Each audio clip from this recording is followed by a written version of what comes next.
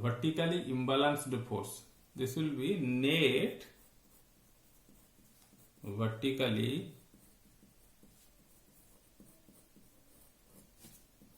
imbalance force. Hello. Okay, yes. So first I have to write, and for this shear force calculation, again I have to see this diagram from this right hand side, the arrow mark I have given, and here I will use mathematical equation putting x, but for the u I will refer that you have to go for up to and at concept. Okay, so you have to find at. You see here how I am doing it. So first you have to write shear force at E, shear force at point E. So shear force at point E. So here you can see this is the vertically at particular at this point. So here like this you have to you can put your hand here so that only this point E will be seen to you. If you can see only point E is there and vertically reactive force E is VE is there, and it is acting upward in nature. So what will be the shear force at E? At shear force at E is your VE, vertically reactive force at E. And what is the magnitude of VE? VE we have calculated 5.062 kilonewton. So this is 5.062 kilonewton, and by the side you have to give a nature. This is acting upward, because this shear force again we require a sign convention. I am not putting a sign convention right now. I am putting it is in upward nature, and for this upward we will go for positive shear force. Okay, so this will be positive. Then here I am coming. This is the net vertically imbalance force. So net vertically imbalance force at point E is 5.062 kilonewton, and this is acting in upward direction. Then you have to come for point D. So when you come for point D, so we will go for limiting approach up to. That means we will come for not all of a sudden we will come to point D. Just put your hand so that you cannot see point D, or you can say just at the vicinity of this D, but you have not reached at point D. So I can write shear force. For this shear force I can write SF, shear force up to point D, shear force up to point D. So shear force up to point D I can write, again you can tell from this, you can come here 5.062, this you can drag, this is already there, imbalance force. Okay, and then from this UDL there is a force in the downward nature. This UDL will come towards downward nature. So what will be the net? This net will be 5.062 minus 1 into 0.5. Okay, because up to this D point the 5 kilonewton is cannot be seen. At point D it will be seen. So up to D only UDL 1 into 0.5. So this is 5.062 minus 0.5.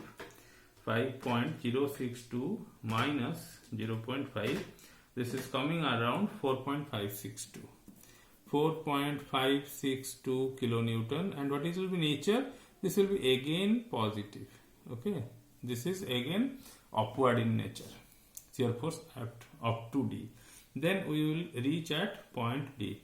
So this will be shear force at location D, or at point D. At point D, here you see there is a point load is applied. This point load can be seen at D. So here what will be the shear force up to D? This will come, just write 4.562, and since point load is acting in downward nature, so this will be minus 5. Okay, so this will come 4.562 minus 5, this is coming 0.438, and 0.438, and this is shear force or vertically imbalance force is net in downward direction. So here you can see the shear force is changing its sign. Okay, at point D, shear force is changing its sign. So then over we will come to point C. So before reaching at point C, we will come up to point C. So I have to write shear force up to point C.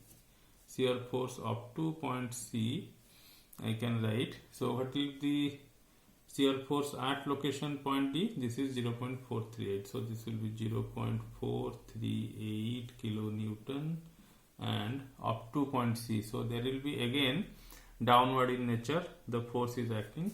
So this will be minus 1 into 0.5. So this is coming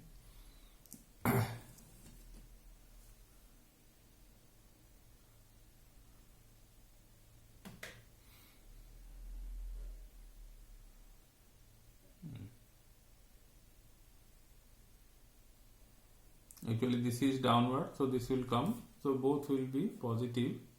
0.438 plus 0.5, so this is coming 0.938. okay, this 0.938, it is downward in nature.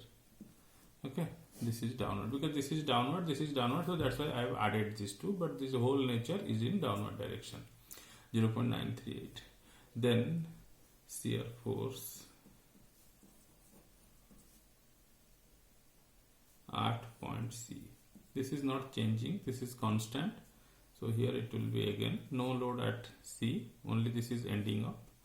This is 0.938 kilonewton and this is again downward in nature. Then I will come to up to point B. So this is, I can write shear force up to point B. This is not again changing, so this will be 0.938 kilonewton downward in nature. Then shear force at point B. For this shear force at point B, this 2 kilonewton force will be seen. So I can write 0.938 plus 2 kilonewton. So this will be 2.938 kilonewton and this is again downward in nature. Okay, over. Then I will come to up to point A. So shear force up to point A. So this will be, here it is coming 2.938 kilonewton plus 1 into 0.5. So this will be 2.938 plus 0.5. This is coming 3.438.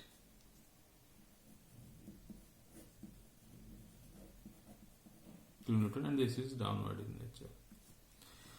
Then we will come to shear force at point A, particular location, here point A. So here I can write shear force at A.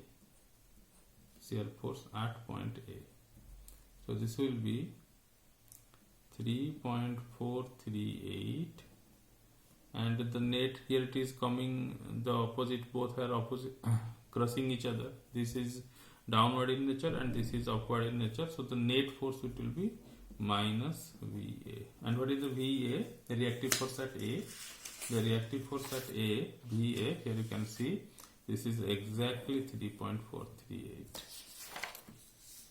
So this is 3.438 minus 3.438, so this is 0. So here you can check if at this last, this shear force must come 0 because net imbalance force must be 0 at this last. Okay, so here it is a cross check for your answer that whether you have reached at a successfully correct point or not. Then we have to represent the shear force on this or we have to draw the shear force diagram.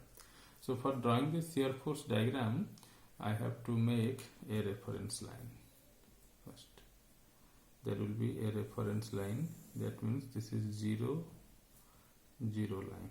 Okay, so shear force at E, particular point E, this is 5.062, so this is 5.062. Then up to D it is 4.562. So up to this, so let it be graphically approached, but we cannot put a graph, so I am arbitrarily putting it. The value of this is 4.562. Then at again this point D, it is coming to 0.438, and here you can see this is downward in nature. So here the shear force is changing its sign. So from 4.562 it is positive, and it is coming 0.43, then with this value 0.438. Then up to C it is 0.938. Up to C 0.938 means it will be like this, 0.938. At C it is again 0.938, so the same point. Okay, then up to up to C it will be there. At C 0.938 it is there. Then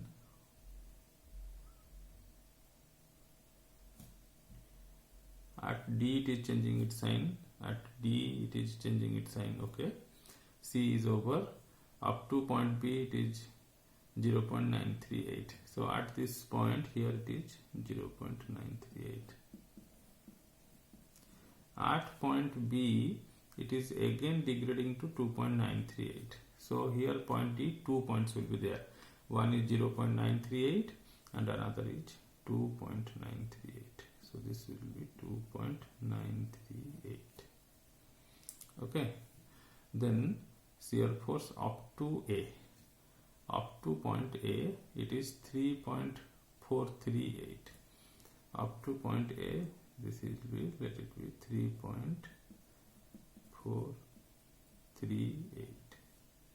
Okay, then at point A it is coming to 0. At point A it is coming to 0. So you have to join it with straight lines like this. Here the shear force is changing sign, then again it is coming negative. Here it is no load, so it is remaining constant. Then it is again coming down 2.938. Okay, and here it is coming back to 0. At this point it is again to 0. Okay, so this is the shear force diagram. And here, as this is positive, so I will give a positive sign. This I will give a negative sign. And some hatching I have to put for positive, this type of hatching. And for negative, I will go for opposite hatching.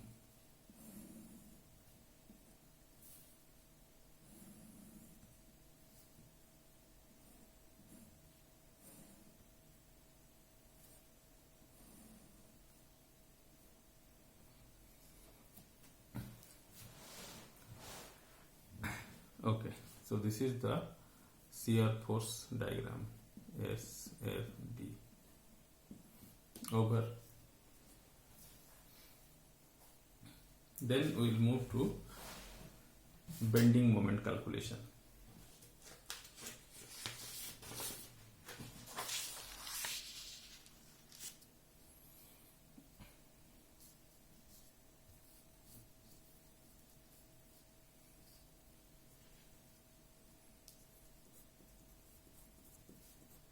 Step 4.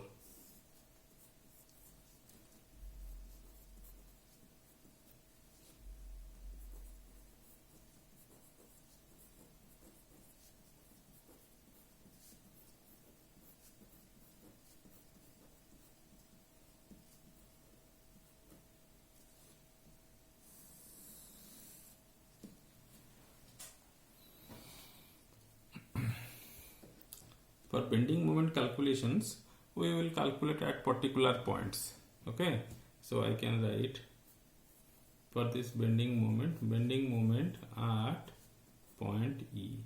Again, for this bending moment, you have to take a sign convention. So here we will take again that counterclockwise moment has to be taken to be positive.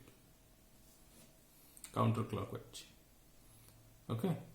So bending moment at E, here you calculate. Again, you have to see this free body diagram, and we have to see across from this right hand side. So if I look for this point E, particular point E, there will be no load. Okay, there will be vertical reactive force VE will be there, but this point E and this vertical reactive force, they are passing through each other, or they are coincident. So there is no moment arm, or there will be no perpendicular distance between point E and VE. So here I can write VE, the force is there, but the distance as it is 0, so the bending moment is 0 at point E. Bending means it will be, the force will try to bend. The force will try to bend the beam. Okay. Then I will come to bending moment at point D. Again, the sign convention, counterclockwise moment will be positive. Okay, so first I will write these equations. At point D, carefully you have to calculate. Due to this VE, there will be counterclockwise moment about point D. Again I am repeating, due to the vertical reactive force VE, there will be counterclockwise moment at point D. So this will be VE into 0.5, and due to this uniformly distributed load, there will be clockwise. So this will be minus 1 into 0.5 into 0.5 divided by 2. Okay, at point D. So what is this value? It is coming. It is coming. So VE, we have calculated this reactive force. VE is 5.062. So this is 5.062 into 0.5 minus 1 into 0.5 into 0.5 divided by 2. So this is coming 5.062 into 0.5 minus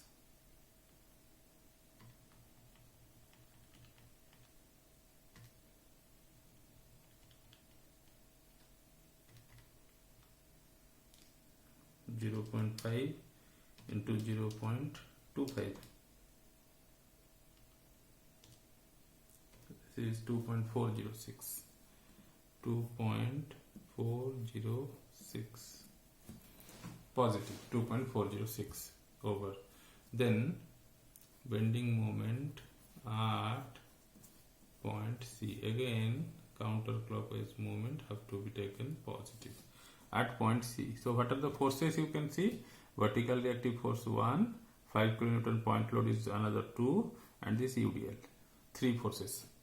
So due to this vertical reactive force VE, there will be counterclockwise moment at point C. So this I can write VE into 1. Then I am taking the UDL minus 1 into 1 into 0.5, because this is 1 kilonewton per meter. This is spread over a length of 1 meter. So 1 kilonewton into 1 meter.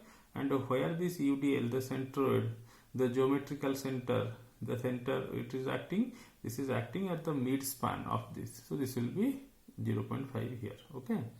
So about this point C, what will be this value? 1 into 1 and 0.5. Okay.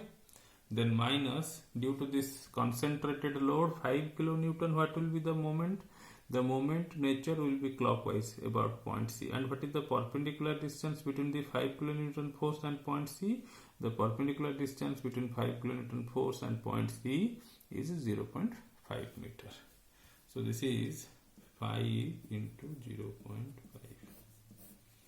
So this will be 5.062 value of VE into 1 minus 0.5 minus 0.25.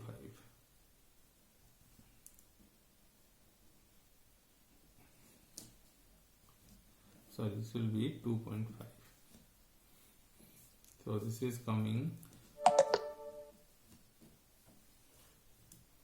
5.062 minus 0.5 minus 2.5. This is coming 2.062. 2.062 positive. Then bending moment at B. Counterclockwise moment is positive. So here I will go for this VE about point B.